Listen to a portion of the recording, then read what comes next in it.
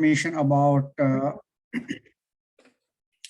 I'm trying to give you information about migrating out of India for the purpose of education, higher education. Otherwise, some information can also be used if you really want to permanently move out of India and settle abroad. And most of my presentation is concentrated on US, UK, Australia, Canada. And this information can be also used for other countries like European countries or Gulf countries, even Japan. So that's the purpose of this session. And most of you already know what is CGC. CGC is a non-profit organization based out of Hyderabad, and it's trying to give information to job seekers, students, and the people who are trying to upgrade their skills. And it is a non-profit organization. There's no marketing. We are not trying to sell anything here. Okay. So the small introduction about this session. How many people move out of India for the purpose of higher education? It's almost 1 million people every year. That is the statistic I have received from people who do these kind of commercial campaigns out of Hyderabad. So there are organizations in Hyderabad who charge money, and they will guide the students. And I spoke to them to prepare the material for this session. And the feedback from them is 1 million people every year goes out of India for higher education. And what do you need? If you really want to go out of India and pursue the higher education, it may be a master's degree or PhD program. There are very few people who also go for the bachelor degree, but majority of the people go out of India for master's program or PhD program. So what is the prerequisite? The first prerequisite for people who wanted to go out of India for higher education is grade scores. You have to have a better GPA or better percentage in your education if you want to go out of India and do the higher education. That is the primary requirement. And the second requirement is the perfect English. Majority of the countries accept an English language test. And if you pass that English language test and you get better scores in that English language test, there is a fair chance you will get a visa and an admission in a foreign university. That is the second thing. And the third thing is, if you are trying to go to Germany, for example, if you want to go to Japan, for example, those languages, those countries have their own language, German language for Germany, Japanese language for Japan. Otherwise, you might want to go to some Gulf country with Arabic language. So if you know that other language, which is their own language, not English, that is preferable for them. You will get a better scholarship, better admission opportunity if you learn that language. For example, Japan, if you want to go to Japanese. If you want to go to Japan, you have to learn Japanese, right? And excellent academic record. So if you are trying to get into PhD, then you have to have a good academic record in your bachelor degree, your master degree, and you have done those things from your reputed colleges, for example, IIT, right? So if you have good academic background, that helps. And majority of the countries are look for your financial background also. So if you have very good financial background, you have like $50,000 in terms of US dollars, it may be $25,000 depending upon which college you are trying to get an admission. That is helpful. There are scholarships also available, but some kind of a family background is required. at least for the first or second semester, first 1 year, if you will be able to show you have money to pay, you might not be paying from your pocket, but at least you have to have some kind of a solid financial background to show them to get the visa, to get the admission in the college. And the last important point is your paperwork. It is all, the success depends on what kind of paperwork you do. You have to have a solid resume, but in case if you don't know how to write, CGC can help. The CGC conducted so many sessions about writing a attractive resume for academic purposes and also for the job purposes, employment purposes.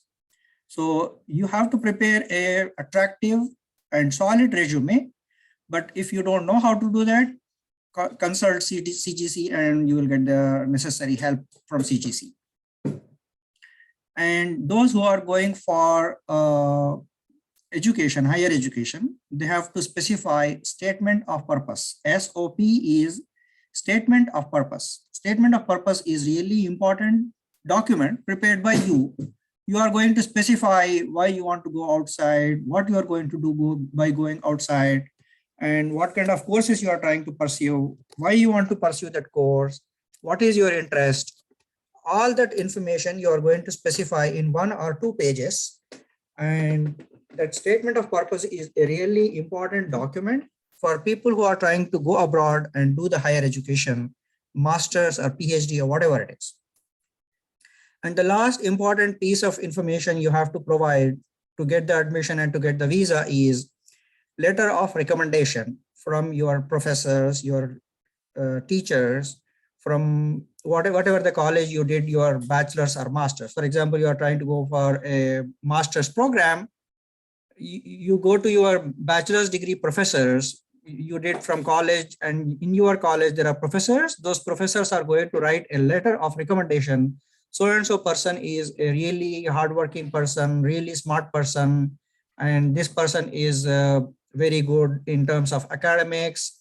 I am recommending this person to get an admission in your college. So they are going to write a letter to the college for an admission into the college, and that letter of recommendation is going to be really a helpful step in getting an admission and getting the visa for a foreign country.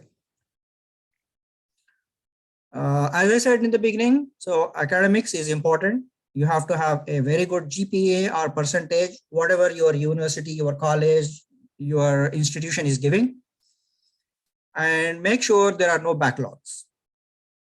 Those who are already in, you completed already bachelor's degree or master's degree, you may not go back and erase your backlogs, but those who are trying to get into bachelor's degree, you are already in 12th grade, otherwise your juniors are in 12th grade, tell them if they want to get a admission in a better college, in a better country, you are not supposed to have a backlog. Try to clear, even if it is less number of marks. For example, in 10 subjects, you have 80%. In one subject, you have only 44%. That's okay, but just try to clear it. Don't try to keep it as a backlog, right? Yeah, someone raised a hand. What is your question, Mohammed?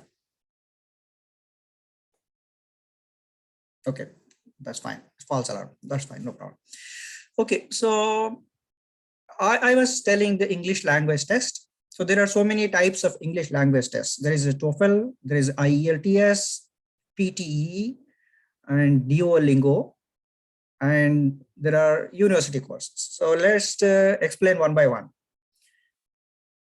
The test of English as a foreign language, International English Language Testing System, Pearson English Language Tests. So these 3 tests are most popular tests in the market, but there is a fees involved in those tests. And majority of the universities are accepting IELTS. In olden days, they used to accept TOEFL, but these days, majority of the universities across the world are accepting IELTS. But in some universities, Duolingo is also acceptable these days. And it is a cheaper course compared to the first three tests, TOEFL, IELTS, and PT. PT is acceptable, especially in Australia, and IELTS is acceptable in UK, Canada, and US. So if you are trying to go to foreign country for master's or PhD, try to find out from the university which test is acceptable. Don't try to write the test and then choose for the university. First, choose the university, and in that university, which test is acceptable, you have to appear for that particular test, right? As I said, Duolingo is cheaper compared to first three tests, but PT is acceptable in Australia, IELTS is acceptable in US and UK. And there are some universities across the world, those universities are going to accept you. They are going to give you an admission even without any English test. What they do is they are going to give you an admission. In case if you get selected, you go to that college. In the college itself, they are going to give you an English language test. Similarly, those people who are trying to go to Germany, they don't have to write the German test from India itself. After getting the admission, going to the university, they are going to offer a German language test. So it is our choice whether you want to write the test first and then get the admission, or you get the admission, go to the university and join the language test there. But majority of the reputed universities don't give English language test after coming to university. They are asking us to complete your language test first, get the scores, prove yourself, then only they are going to offer an admission. So without an admission, you are not going to get the visa. So first thing is test. Second thing is your test, your degree, your test, your marks. Then you have an admission. After admission, you will get the visa. After visa, you will go and join the college. But those people who don't want to spend money on these courses, IELTS, PTE, or TOEFL, or anything, there is an opportunity where there are some universities accepting you without even writing the course, writing the language test. But there are very few such universities, and they are not reputed universities. And you might not get a visa if you say you are going to those universities, but you can try. There are some people who tried and they got it. So I'm just trying to give you all the information available in the domain. There are some universities across the world, especially for PhD kind of a program or some reputed universities, they need GRE, Graduate Record Examination. Not all the universities need the GRE, but some universities need it. So if you write the GRE, that is better. Even if the university is not accepting, you are interested, you can write the GRE exam, but again, the fees is involved and you have to do some hard work to prepare for that exam and write the exam. So GRE is another exam, right? So the next. Yeah, as I said, other than those academics and scores and English language and everything, the important point is your family background.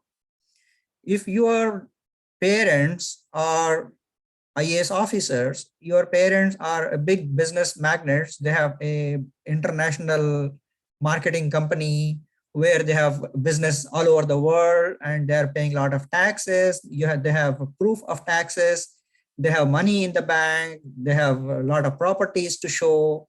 So if you have a rich family background, wealthy family background, your parents are going to show you, show the university and the visa officer, you have a lot of money. So that is definitely a plus point. That doesn't mean people who don't have a lot of money cannot go. But people who have a lot of money, they can definitely go. That is the one option. The other option is you are going to apply for the loan if you want to apply for the loans. And the third option is people from Telangana or some other places, they have state government scholarship, there is a federal government scholarship. So you might get the scholarship if you applied the scholarship. But to get the visa, most of the times the visa officer is going to look for how and who is going to pay your fees. And recently I came to know there are some students who are pursuing their master's program in US, and some company, some employer is acting as their sponsor. So if you know any big company or small company, they have very good financial background. And if they are going to give you a letter which says that so-and-so person wants to pursue the master's program or PhD program, and we are planning to hire that person in our company, and they can come to US or they can go to any other country, and they want to pursue their higher education, and the company is going to pay the fees. Rarely it happens, but if you know some company, if they are trying to give you such a letter, that will be helpful if your parents are not going to give. And this important part, as I said, is statement of purpose. SOP is really important. What you have to write in that SOP. In SOP, you are going to specify why you want to get into that particular university. What do you know about that university? Why you want to pursue that particular program? What is your interest in pursuing that particular program? For example, someone is trying to get into robotics. Why you want to do the robotics? What is your interest in robotics? What did you do before joining into that robotics? For example, I am trying to do master's program in robotics because in my bachelor's program, there was an elective and I took that elective as robotics as my elective. And I did a lot of research on robotics. I have attended conferences on robotics. I have published papers on robotics, and I'm trying to get into PhD program in robotics, right? So you have to specify why that course, why that university is really important for you. That all that thing you are going to specify in statement of purpose. So you are trying to get into master's program, there is some purpose, right? So you have to specify what is that purpose, why you are trying to get into master's program or PhD program, right? So statement of purpose is important, and you are going to write, it's not like some document someone is giving, some university is giving, some lecturer is giving, no.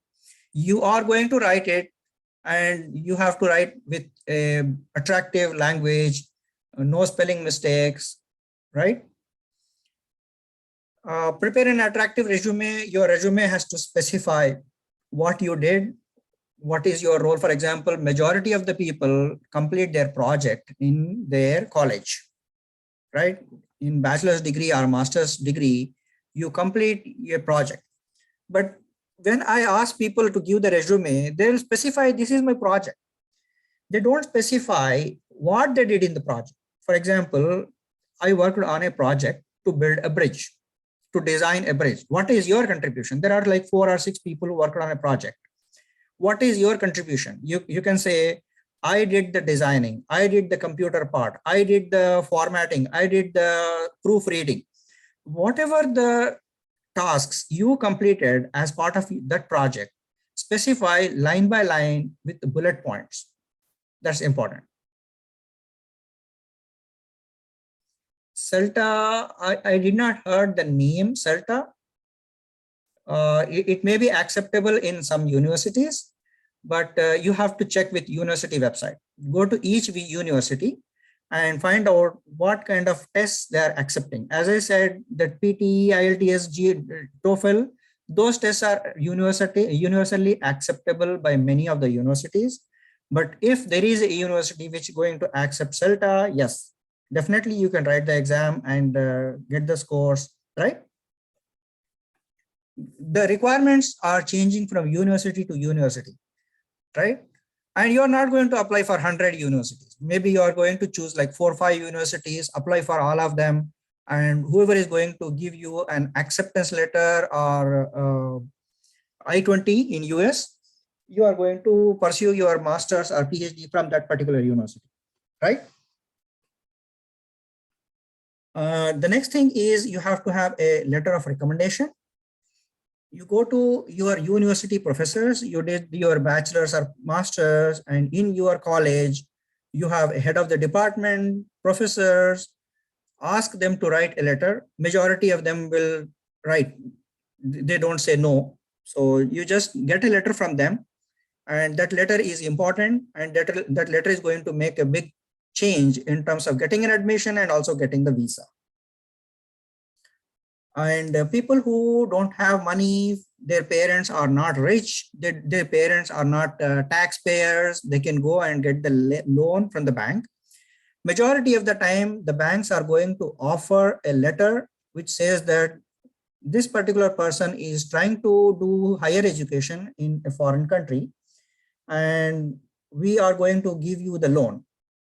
But that loan letter is easily accessible, easily you can get it only if you have got an admission from a reputed university. For example, you got an admission in Harvard, you got an admission in Oxford, you got an admission in Princeton University, MIT. If you got an admission in big name universities, those universities offer letter you have with you, banks are going to give you a loan. Even if you don't get the loan, at least you will get the letter which says that I am going to offer loan to this particular candidate. That letter is going to help you to get the visa, right? Those who are trying to get into PhD, they have to publish some research papers, do some research on some subject. You can do either practical research or theoretical research by searching so many books or online resources, attend some conferences, and specify all those things in your resume. Then you will get an admission in PhD. And if you have an experience in relevant field, for example, as I said, once again, I go back to same example, robotics, right? So if you are trying to get a master's program in robotics or PhD in robotics, if you have an experience, for example, you worked in a company which is manufacturing robots, or you did some kind of a robotics course in a private organization. For example, in Hyderabad, there is an organization called CITD, Central Institute of Tool Design. You did some course in that place. It's a Government of India institute. And if you get those kind of certifications or some kind of courses, that will be helpful to get the admission in university and also the visa.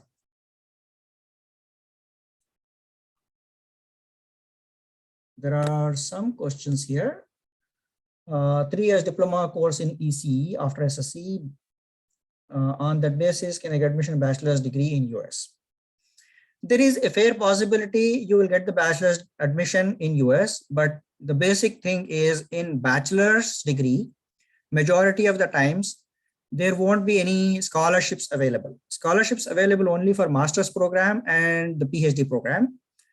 But if your parents are rich and you will be able to show you have money to pay for your bachelor's program, definitely you can apply for the bachelor's degree admission in US or any other country.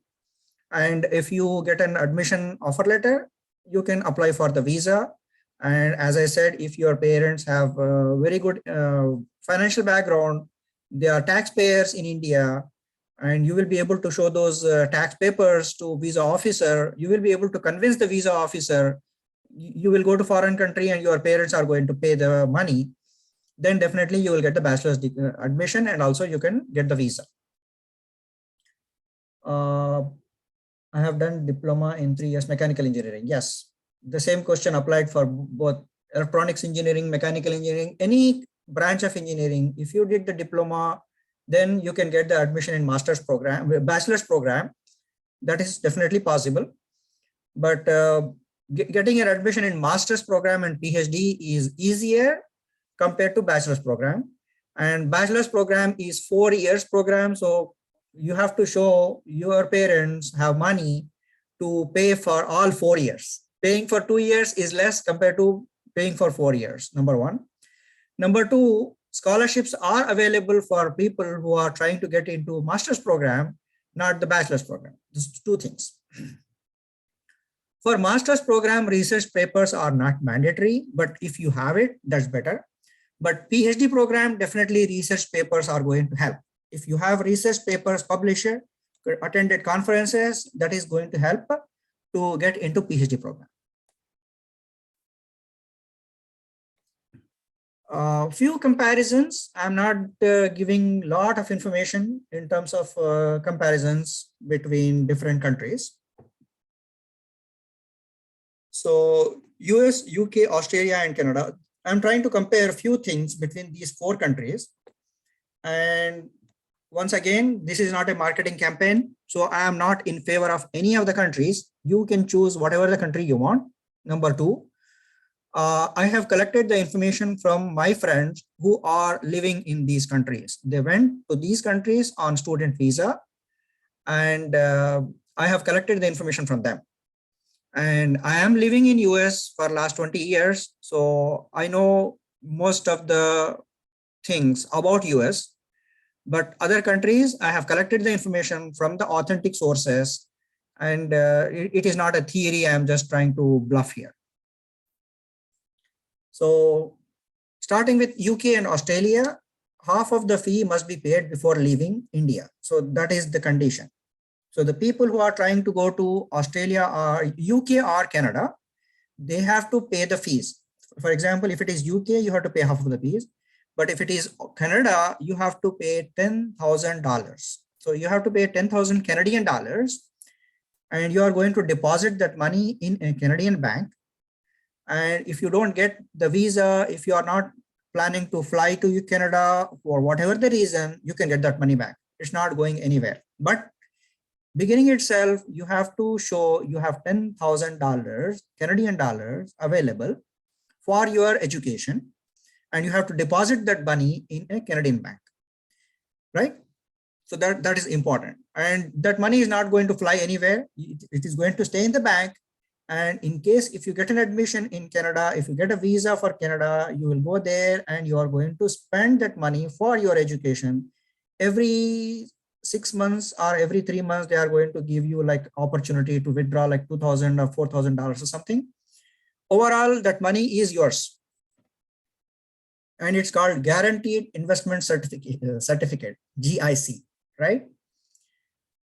In case if you are going to US, you don't have to deposit the money in any bank in US, but you have to show you have money in your bank, your parents' account, your brother's account, any of your family members' account, that is primary. And those who cannot show a lot of money in the bank, they can show a pre-approved student loan from a bank, right? Majority of the countries, you have an opportunity to work 20 hours a week legally.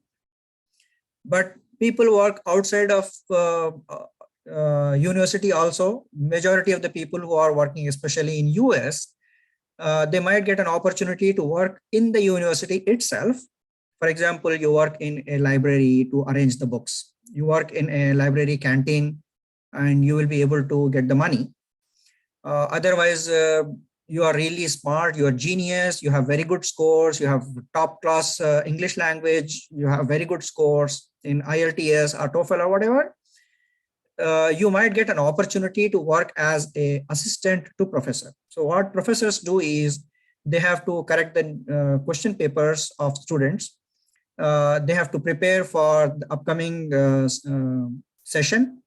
They have to take some class and they are not able to take the class. They are going to say, go and take the class on my behalf. So if you do any of these kind of work in university, university is going to pay the money, and that money you can use for your fees, you can use for your food, your shelter, your accommodation, right? So majority of the people who work in master's program in reputed colleges, top-notch colleges, they work in university and earn money, and that money they are going to use for their expenses. It can be fees, it can be shelter, it can be anything. But all that happens only once you get the admission and the visa. But to get the admission and the visa, you have to show some kind of a financial background, right? Uh, there is some kind of a terminology here. In UK, they call conditional offer letter, COL. And in US, it is called I-20. So I-20 is an official document given by US government. And that government, that particular letter, that particular document, it comes to you through the university. So university is going to tell the government, so and so candidate is planning to come as a student to my university. Please give them I-20. So I-20 will be given by the government, and you will receive the I-20 from the university. And you are going to use that I-20 when you are going for a visa interview in US consulate, right? And so there is a work permit, student work permit in UK. And in 2012, they have withdrawn, but in 2021, last year, they have restored. So those who are planning to go to UK, they can get the student work permit in UK. As I said, 20 hours you can work there using that post-study work. Post-study work is like a CPT, there is curriculum practical training. Curriculum practical training or optional practical training is the term used in US. The exactly equivalent term is used as a post-student work, PSW. This PSW is valid for 18 months in UK, and it's valid for 6 months. If it is a CPT, is 6 months in US. If it is OPT, it is 3 years in US. So what happens is when you complete your master's program or PhD program, you are done, you got your degree. After getting your degree, your certificate, you are allowed to work for some time in respective countries. So whatever the work you complete, that work you can claim as an experience, and you can use that experience to get another job on permanent basis, right? So for example, in US, you completed your master's program or PhD program, and you got 3 years of OPT, optional practical training. In those 3 years, if you work for an employer, that employer is going to file your H1, and you will get a full-time employment in US based on that experience, right? In Canada also, there is an opportunity to work 3 years once you complete 2 years master's program, and it takes around 45 to 60 days to get the work permit in Canada after completing your master's program or PhD program. One important difference, the last bullet point for this particular slide, the spouse cannot work in US. So those people who are married and planning to go to foreign country as a family, in Canada and Australia, the wife or husband of a student can work. Legally, they can work. But in US, no, they cannot work. But after going to those particular countries, they might get an admission, they might get a H1, they might get a job offer, something that is different thing. But legally in Canada and Australia, they can work. And again, in Australia, the spouse work permit depends on what kind of course you are pursuing. Let's go back and see some questions here. How to select a university? That's really important question, and it is going to affect your future. So many things depends on which university you are selecting and which subject you are selecting. So primarily, what my personal suggestion regarding selection of university and subject, try to select a university which is reputed, and try to select a university which is non-profit. Try to select a university which is publicly funded university, the government funded university.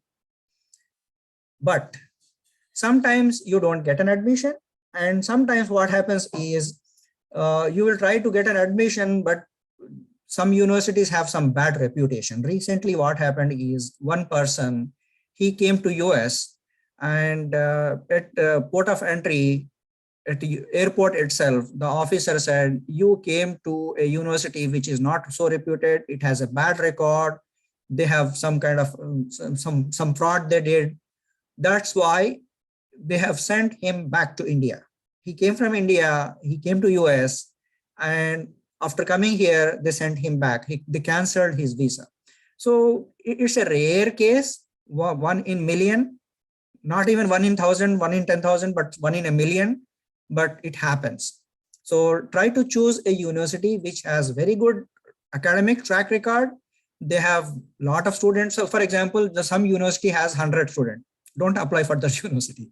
Some university has 10,000 students, which means it's a big university. They have a big campus. They have a lot of professors. They have good academic record, right?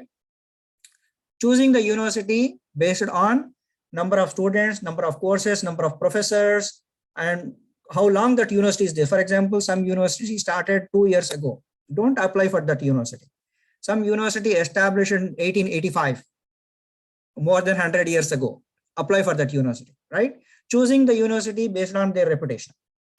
Choosing the subject, what you do is, for example, there is a university called Johns Hopkins University in Washington, D.C. area. I live in Washington, D.C. area, so close to my place, there is a Johns Hopkins University. It is the topmost university for medicine. So if you are trying to do medicine, you have to do in Johns Hopkins University. You are trying to do robotics, for example. There are some special universities where robotics is really good. If you are trying to do artificial intelligence, do it from MIT. You are trying to do, for example, finance you want to do it from Princeton University. So some universities are good in some courses. So you choose university and course, do your research.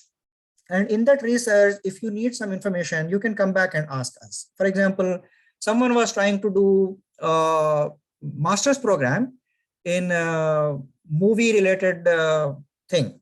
So he wanted to do it in New York, otherwise Los Angeles. So New York and Los Angeles, these places, they have very good art institutes like acting or mimicry or those kind of things, right? So you have to choose the university and the course based on what kind of courses those universities are offering and their reputation. Coming back to course, choosing the course, you have to choose the course where you have interest. So for example, I have an interest in robotics. I have an interest in artificial intelligence. I have an interest in acting, right? I have an interest in band. I have interest in music. I have interest in law. So whatever the field you have an interest, you have to choose the course. Don't try to choose the course because your cousin did it. Don't try to choose the course because that course has a lot of salary, very good salary. You will get the money if you are master in your stream, right? This particular workshop only for the students who finished the bachelor's degree are going to pursue the degree. So you are in 12th grade. You can definitely use this information, whatever the information I am giving. Majority of the information is same and standard for those who are trying to get into bachelor's program, master's program, or PhD program. The only difference is in master's program and PhD program, you will be able to get some kind of a scholarship assistance from the colleges. But in bachelor's program, majority of the universities don't give any money. Remember that. That's the only difference. Is there any age limit to pursue the master's program? Please let me know how much gap can be considered after completion of graduation. So for example, I did bachelor's degree in 2004. And after 2004 till 2008, 4 years, I worked for a company. Now I am planning to do master's program. There is no crime. But when you go for visa, you should be in a position to explain the visa officer why you are planning to do master's program after 4 years of gap, right? For example, I worked for a company as a manager. I worked for a company as a junior manager, and to become a senior manager, to become a director of a company, to become CEO of the company, to become financial officer of the company, master's program is required. Without master's program, without master's degree, you cannot get into higher position.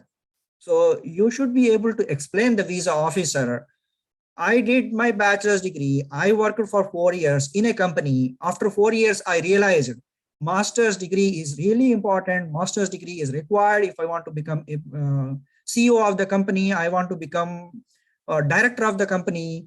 I have to have an MBA degree, right? So you should be able to convince the visa officer why you are doing the master's program now. Majority of the universities don't care. University don't really care what is your age, how many years of gap you have. But visa officers definitely ask the question, why are you planning to do master's program or higher education PhD program now after 4 years of gap, 3 years of gap, 10 years of gap? Recently, I met one person. He completed his bachelor's program 15 years ago, and then he went to Bangladesh and he worked in Bangladesh. Now he came to US for master's program. So he was able to convince the officer why he is interested in master's program after 15 years of gap, right? And there is no age limit.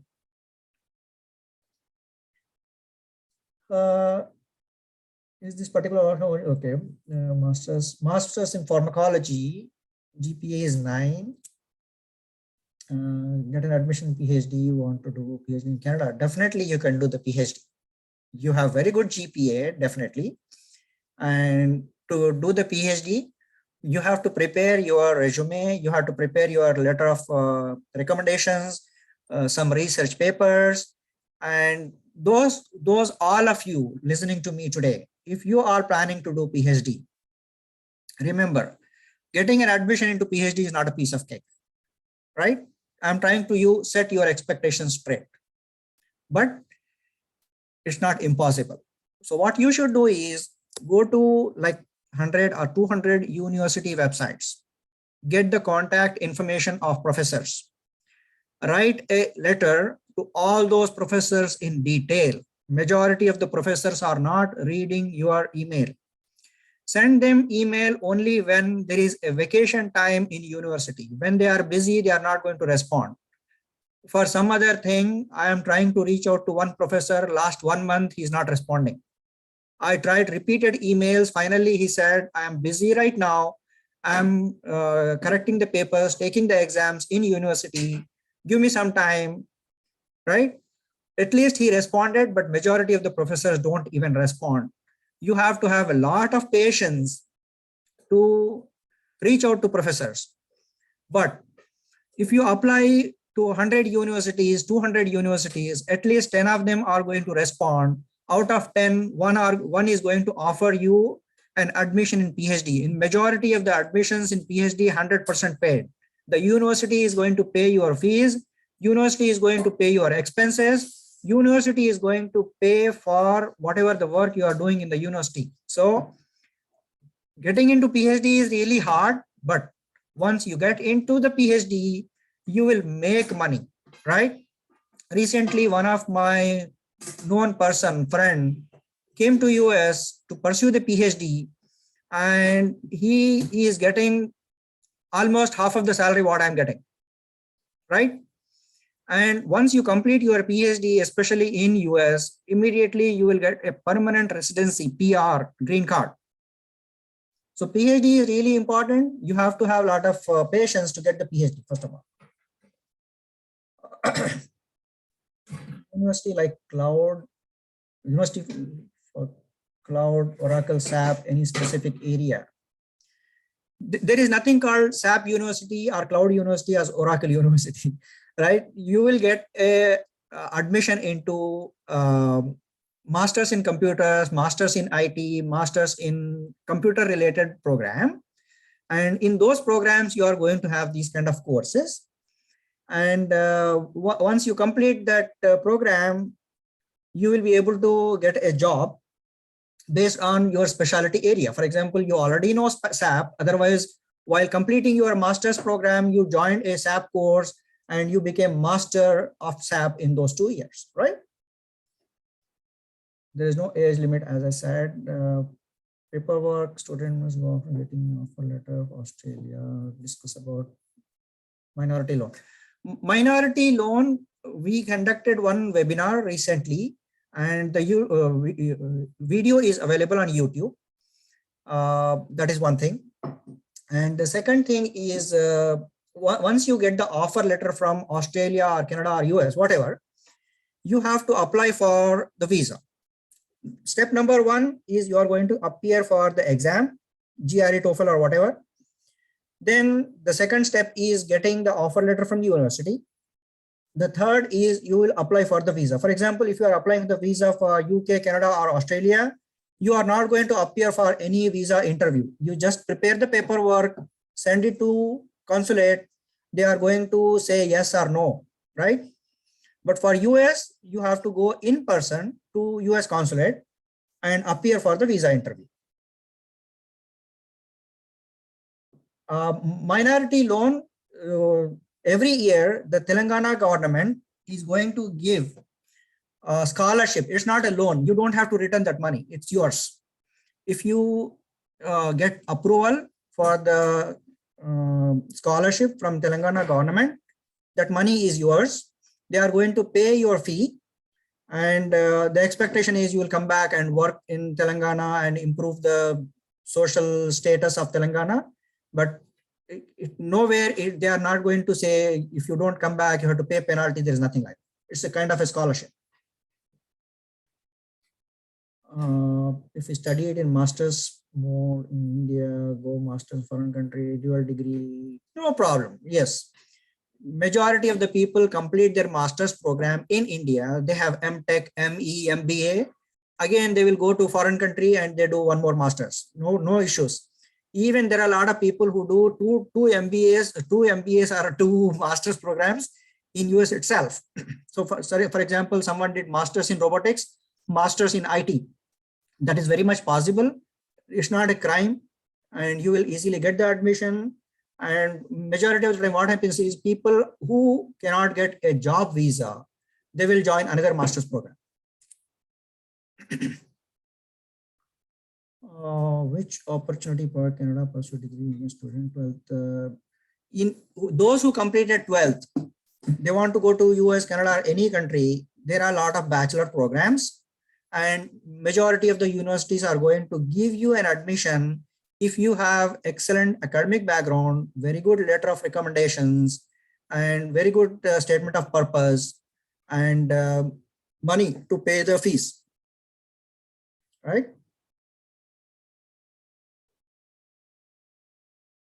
Let's go to next slide for now. I'll come back and take the questions. Again, we are still comparing few differences between countries. If it is UK, you will apply a VFS, Visa Facilitation Services. For Canada and Australia, there is no interview, and only US has an interview. So visa interview is applicable only if you are trying to come to US on a student visa. But UK, Canada, and Australia, there is no interview. You just apply, and if you get it, you will get it. If you don't get it, that's it. And one more thing. For example, you applied for UK, you did not get the visa. After 6 months, you apply for US. That is fine. There's no crime. There's no punishment. There's no penalty, right? You can apply to same country multiple times. You can apply to different country after other. So that is all possible. Only thing is you are going to pay the visa fees or paperwork preparation fees or whatever, right? University versus college here. So this is important. This bullet point, remember, you are applying to a reputed universities. If you apply for a small college, the colleges which have no reputation, the problem is once you get the admission into that college, you will not get the visa. If you get the admission and visa, you will not get the PR kind of opportunity. For example, if you go to Canada or Australia, you want to stay there, you want to apply for the permanent residency, there will be a problem there. But if you complete your master's program or PhD from a reputed university, not from a local college, community college, then there is a fair chance you will get your green card or PR, right?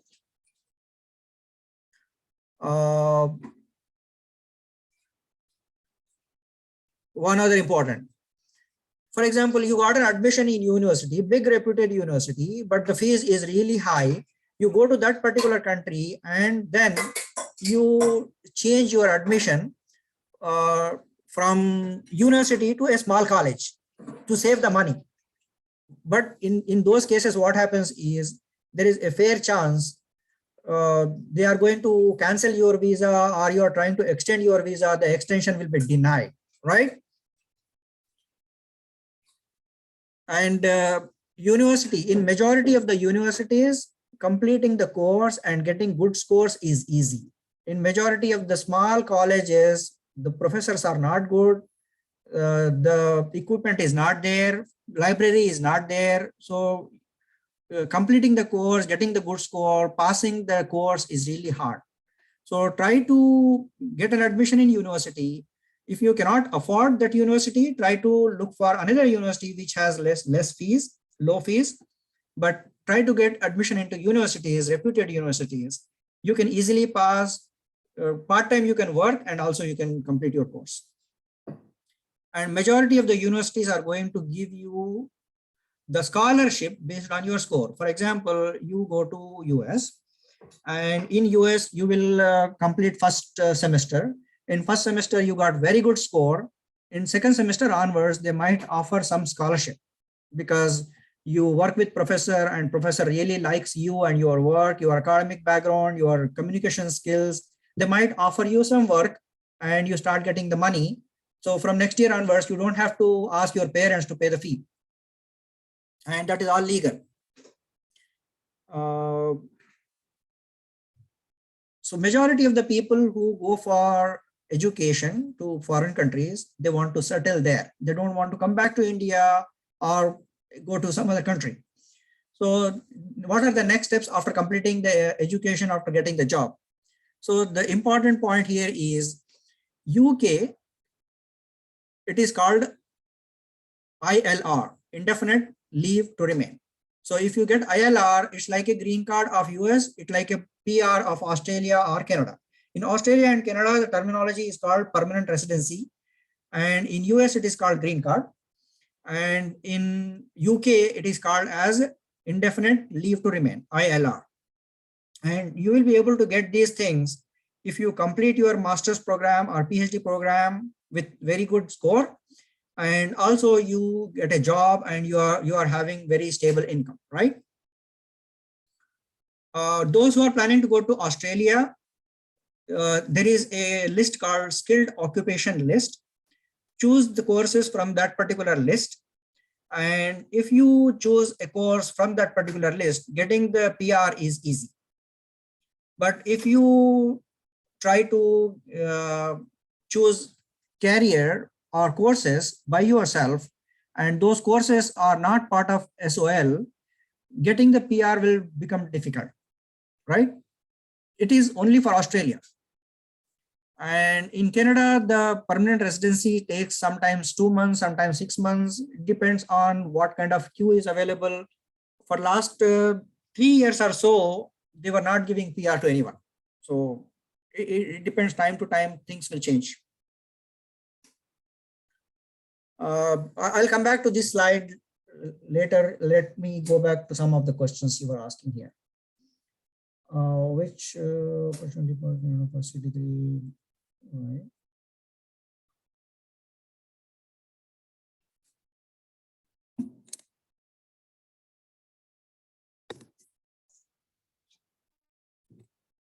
Right. What kind of paperwork student has to do after getting the offer letter? I told already.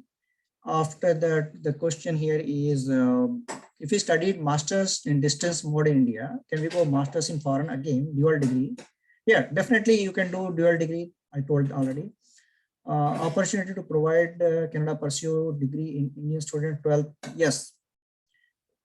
Percentage depends on college.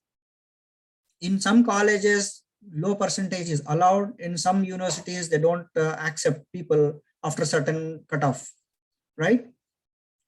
So that's what it is. And I want to study in one college in Canada, PG diploma in construction or masters.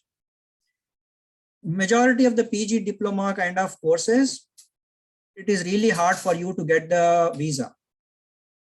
And even if you get the visa, even if you go to that particular country, it is hard for you to get the PR, the permanent residency. So be careful choosing the courses. If you choose master's program in a reputed college, reputed university, that's better compared to PG diploma kind of a short-term courses or low fee courses, right?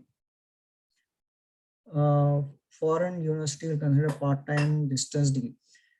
Whatever the degree you have to get the equivalency certificate. For example, in US, there are some agencies which are going to compare your degree and say this particular degree is equivalent to US degree. If they give you that certificate, based on that certificate, you will get the admission. But if you don't get that certificate, then you're not able to get an admission. That's it. There's no in between. Either you get an admission or you don't get an admission. There's no gray area in between, white or black. If you get the equivalency certificate from those organizations, they are private organizations, they will charge you like $100, $200 fees, and they are going to give you a letter. The letter says so and so degree from Indian university, even if it is a part-time, full-time, whatever it is equivalent to US degree. If you get the certificate, you will get an admission. If you don't, that's it. You don't. When we get US residence while pursuing master's program. While pursuing master's program, there is no residency. You complete your master's program, you get a job, you get a job offer letter from an employer. That employer is going to file for your green card. So that is the process.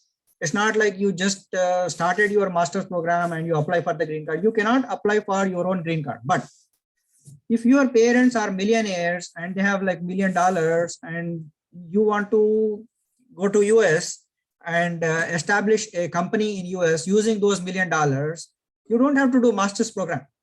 You can definitely directly go and get the green card. I'm having India's master's degree in ECE, working in IT, 6 years of experience. How to get a job in US and get a PR. See, today I'm talking about only the student visa. In next few weeks, I have planned one more session. That session I'm going to talk about all other types of visas to come to US. Only US, all types of visas in next few weeks, maybe 2 to 3 weeks. Okay. But briefly, I'm going to answer you. Getting the job visa these days is really hard if they are planning to come to US. But getting the student visa is easy compared to job visa. If you have 6 years of experience in IT, the best thing is join a company like TCS or Wipro or Cognizant or some similar company, Microsoft, Oracle in India, and they are going to send you to US on a job visa. That is the best option. But if you don't want to wait that long, joining a company and they are going to send you, you can come to US on a student visa. Student visa is easier compared to the job visa to US these days. Did MBA in 2014, currently working in Saudi, planning to go to India, move to US, select masters. So you completed your MBA in 2014, which is 8 years ago, and then you want to come to US on masters. So selecting the master's program depends on what is your interest. You want to do MBA, you want to do IT program or something, right? But you have 8 years of experience. What did you do in 8 years? Based on your 8 years experience, choose the program. For example, I worked in construction management industry. I worked as a design engineer. I worked as a AutoCAD developer, right? Choose the master's program based on your experience. You worked in so many, like 8 years in some company, And if you choose master's program in similar or same stream, you can easily get the admission and also visa. That's the basis of selection. Born in UAE, passport issue is a benefit. If you are Indian passport holder, born in UAE, come to US, there is no benefit. But after coming to US, if you want to get the green card, you can quickly get the green card. Within 2 to 3 years, people get the green card compared to Indians born in India. Indians born in India will wait like 10 to 15 years to get the green card. But the Indians born outside of India with Indian passport, they can get the green card within 2 to 3 years if they are already in US and working in US and your employer is filing for the green card. So that's the major difference. It's a good question. MBA in 2020, currently working in MNC. Written IELTS scored 8. Perfect. You have very good score and you have not too big gap, like 2 years of gap is okay. And you are working in a company. So whatever the company you are working, try to gather the experience certificates from that company and apply for the master's program in that particular stream, right? So for example, you are working in IT, get the master's program or PhD in IT itself, okay? That's how you have to choose your program. And in your statement of purpose, you have to specify, I worked in so-and-so program, department, so-and-so stream. That's why I am planning to do the master's program or PhD in that particular in university, right? I think IELTS score 8 is good score. 6 years of IT experience count in US, masters in US. See, your experience definitely counts for the job. But get into master's program, what they look for is your IELTS score and GRE score, or those scores they are looking for. Of course, your experience is going to help while you are doing your master's, writing the project, completing the course, those things, it is going to be really helpful. But the experience is not going to be helpful to get an admission or to get the visa. To get the visa, you have to convince the visa officer you are a genuine candidate and looking for experience, right? Your experience is going to be helpful to get the admission. Only if your experience and your course are aligning with each other. How to do MBA in countries, on which country? MBA you can do anywhere. You can do in Canada, Australia, or UK, or US. But the thing is, you have to make up your mind regarding the local laws. For example, if you are planning to come to US and do your master's program and settle, majority of the people who are in US they are in IT. They are not in non-IT. So if you don't want to be in IT, you have to choose either Australia or Canada or UK. But if you want to be in IT, come to US for master's program. If you are trying to do PhD, you can come to US on anything. Recently, one of my friends came on language research, PhD in language. So that is straightforward, easy. And once you complete your PhD, there's definitely possibility of getting a job in university itself as a professor, and you can settle in US, right?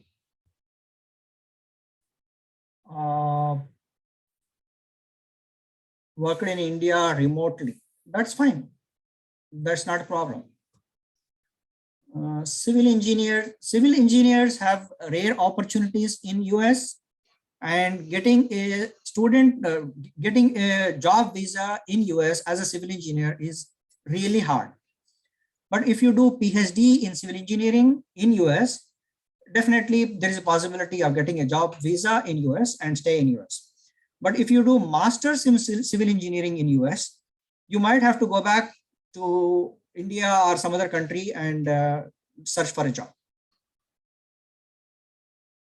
Male or female is not important. They are not going to discriminate in terms of gender. Session and yeah. No, session did not end. There are some more things I want to explain. Can companies count my experience searching for jobs, MS in US? Definitely, yes. If you have an experience, for example, I completed my bachelor's in 2016. From 2016 to 2022, I worked in a company. Then I am doing master's in US.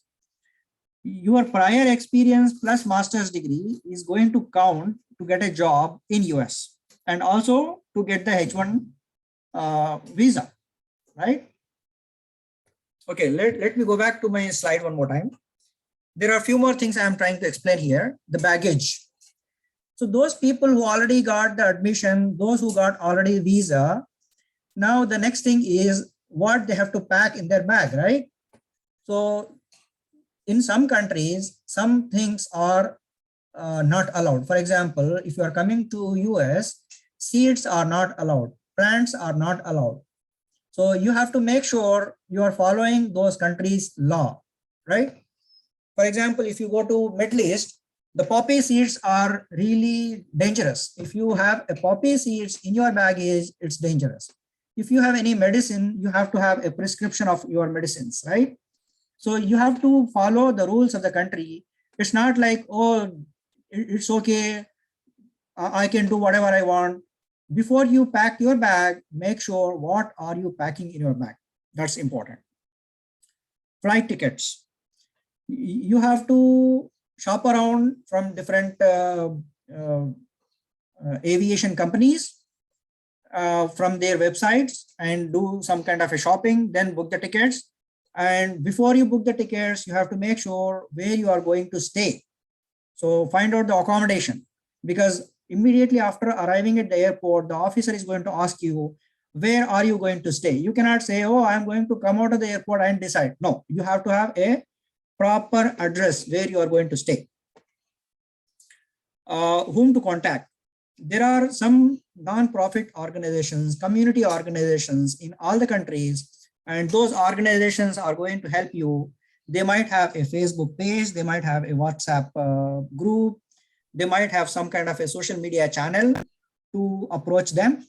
For example, there is an organization called Muslim Students Association in majority of the colleges, universities in US, and they are going to help people who are new to country and to get around and find out the accommodation, all those things. Those who are planning to go abroad, get the international driving license before go to the country if you want to. It's not like mandatory, but if you have it, that's good. The important point here, those who are in 12th grade or bachelor's degree, check your name. Majority of the time, people go for the visa, otherwise they get the stamping of the visa, then they will realize their name is too long, their name cannot fit in the passport, their name cannot fit in the visa application form, their name has some kind of a, like 4 parts of the name, like 6 parts of the name. Try to make name smaller, try to make sure your name is written properly in your passport. There is a first name, last name section. Make sure there is some first name, some last name. Otherwise, what happens is you will have a long name, 56 characters in last name section, and first name section is empty, right? Make sure all those things are corrected before you apply for the visa, before you apply for university admission, okay? And those people who are planning to go to Gulf countries, they have to get the endorsement of your certification from the Ministry of Education and Ministry of External Affairs. In olden days, we used to go to Delhi and get those things done, but these days they have opened their branch office in Hyderabad or any other places. So you have to get the endorsement on your certificates to make sure those certificates are valid, because they are not going to accept the certificate as it is. In case of US, there are agencies which are going to give you a equivalency certificate. That is really important. But if you are going to these Middle Eastern countries, you have to have a endorsement from ministry. Okay, so these are general points. Yeah, as I said, educational evaluation is required for US. GRE versus no GRE. So GRE is good to have, but some universities require GRE. So make sure your university requirements are met. IELTS or no IELTS, I suggest people to go through some kind of an English exam. It can be TOEFL or Pearson or whatever, PT or whatever. But no IELTS is also acceptable in some universities. Majority of the agents in Hyderabad, they have opened a commercial shop and they are going to guide you in terms of university, but you have to do your own research. Sometimes they will guide you to a wrong university, then you will realize your mistake later. So try to make sure you do your own research before you get an admission into university. Those who completed BCom and BSc, they can definitely go to UK, Australia, and Canada, but not US. The US is going to accept the bachelor's degree if it is 4-year degree only. If it is 3 years degree, they are not going to consider that as a bachelor's degree. So that's important to remember. If you are planning to get a health insurance, try to get the cheaper one, because majority of the health insurance companies are not going to pay the doctor's fees or whatever the test fees or whatever you have. And in majority of the universities, health insurance proof is required to get an admission. To attend the first class, you have to provide health insurance proof. And it depends on university, it depends on country. So you do your research in terms of health insurance. In some countries like UK, the medical test is required. To come to US, there is no medical test required. So there is a difference. Processing time, yes. All this student visa process is a cumbersome process. Don't try to change your mind every day. Today I want to go to US, tomorrow I don't want to go to US, after day one I want to go to Canada, Australia. No, right? Go to one particular country, prepare for one particular country, do paperwork for one particular country, and it has to be solid. If you write an exam, that exam is valid for 4 different countries, but your preparation has to have a specific target. Don't try to sail in 5 different boats. You are going to be drowned. And interview is required to come to US. So prepare for the interview questions.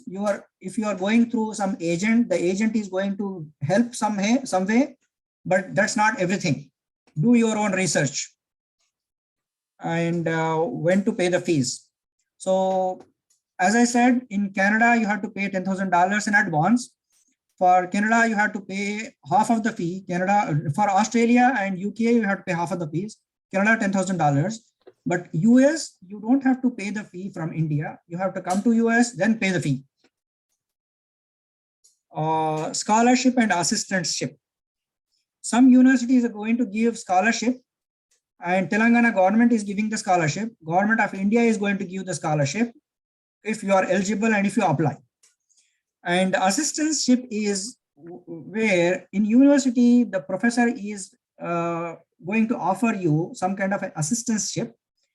So in university, you work for the university like 20 hours a week or 10 hours a week.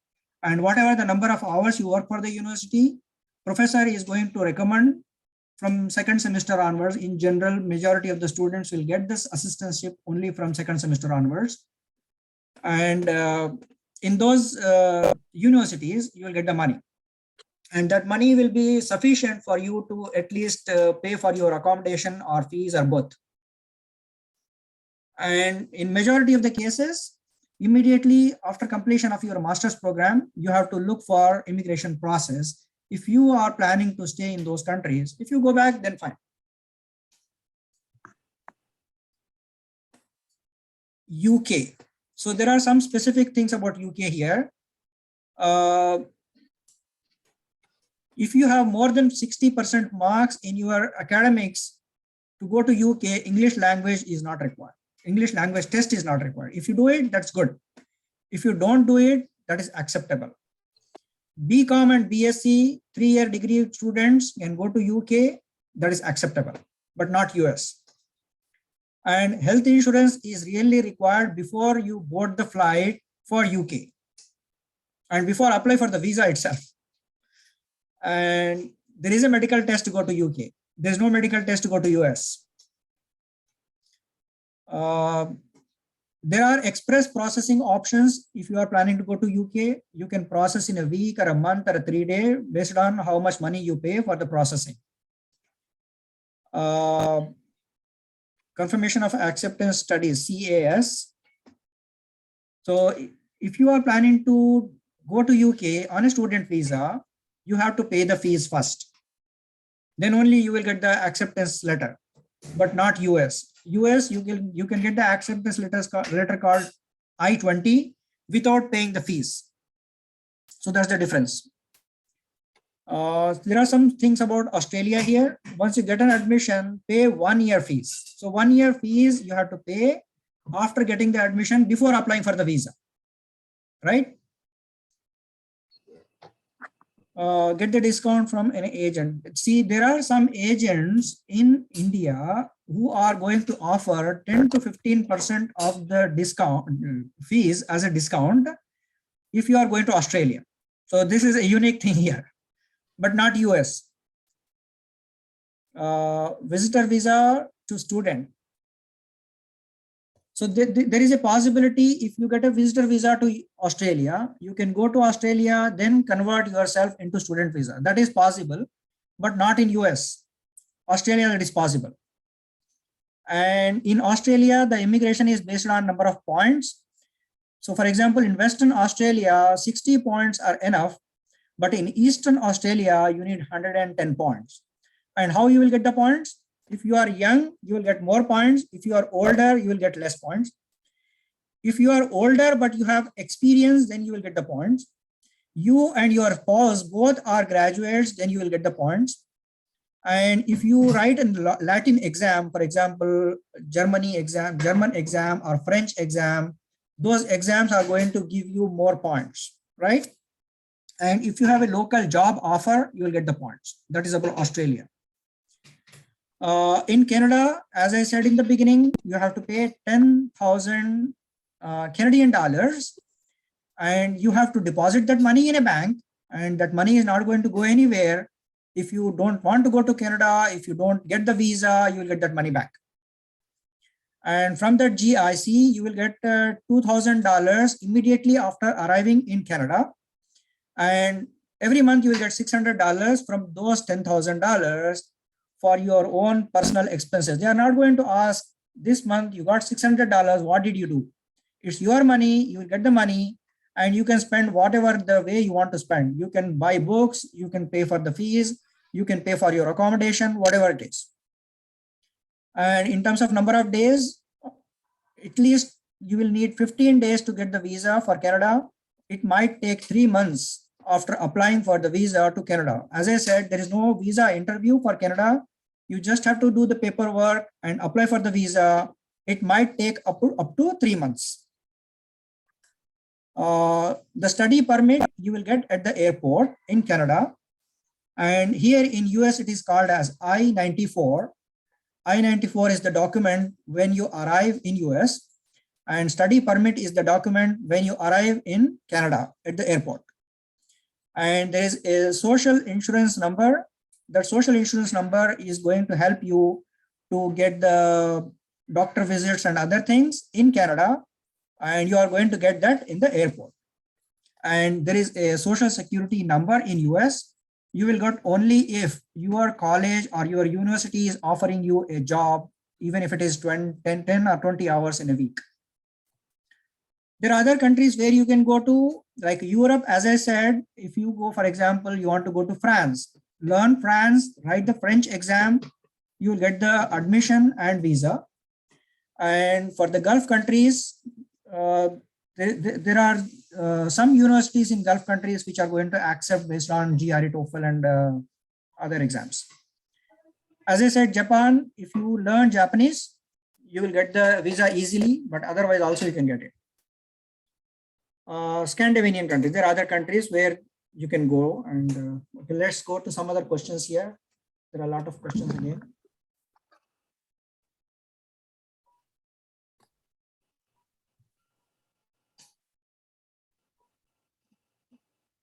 Yeah, as I said, companies are going to count your experience, and that experience is going to be useful to apply for H1. Right authorities to contact for Canadian admission. Go to any country for an admission, you have to go to university website. That is the authentic source, right? In university website, there will be email address to contact. So contact the admissions department, international students wing in the university, and get the information.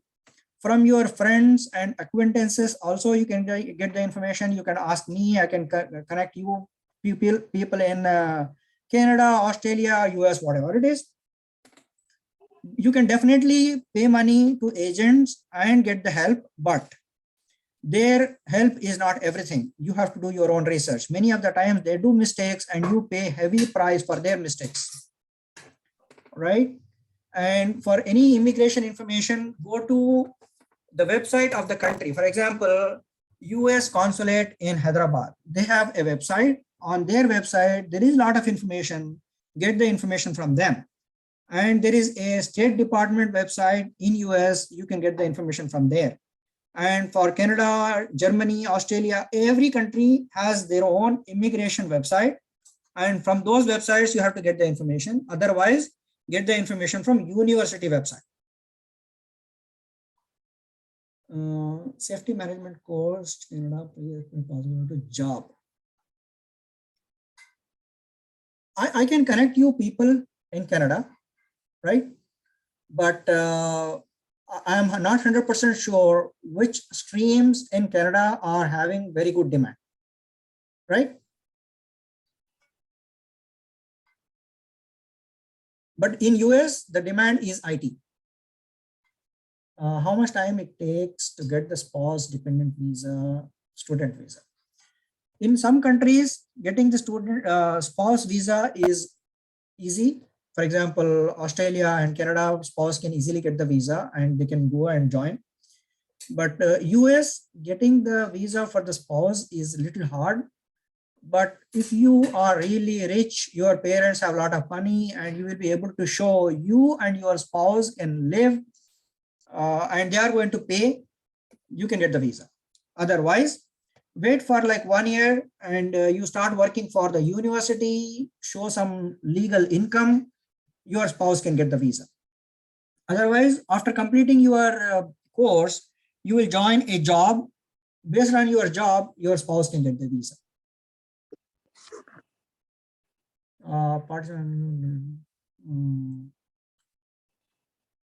Already did the master's in ECE India, working in IT DevOps cloud engineer. MS and MBA in IT, opt for MS in IT, MBA in IT, and master's in ECE. Don't have to be confused. You can do MS in IT if you are planning to stay as a DevOps engineer or cloud engineer. But if you are planning to become a manager, then do MBA. MBA in IT is good if you are planning to become a manager. If you are trying to stay with your technologies, cloud technology or DevOps technology or whatever the technology it is, then do MBA in MS in IT. MS in IT is good if you are planning to stay with the technologies. MBA in IT is good if you are planning to become a manager. There's no confusion. See, every country has a demand. There's no like one country has demand, one country don't have demand. But those are the people who are planning to be in IT. US is the better option compared to other countries. But other countries also have IT jobs. It's not like only US has IT jobs. NGO in Canada. There may be NGOs in Canada, but if you send me an email, I'm going to connect you with the people living in Canada. They might be able to help you compared to I am helping, because I am in US. I don't know a lot about Canada. I never went to Canada. It's our neighboring country. So send me an email. I'm going to connect you people in Canada. If a student have Indian driving license, want to take international driving license. International driving license you will get in India itself. It's not like you are going to get the international driving license after going to foreign country. International driving license you will get in India itself. In some countries, it is legally allowed for you to drive if you know the driving in foreign countries. But after landing in the country, you can get the local driving license also. It's not so difficult. A lot of people got the driving license after going to those countries. Even I was not having any license before come to US, and now I have a US driving license. So that's not important. But if you have an international driving license, that will be easy. It's not mandatory.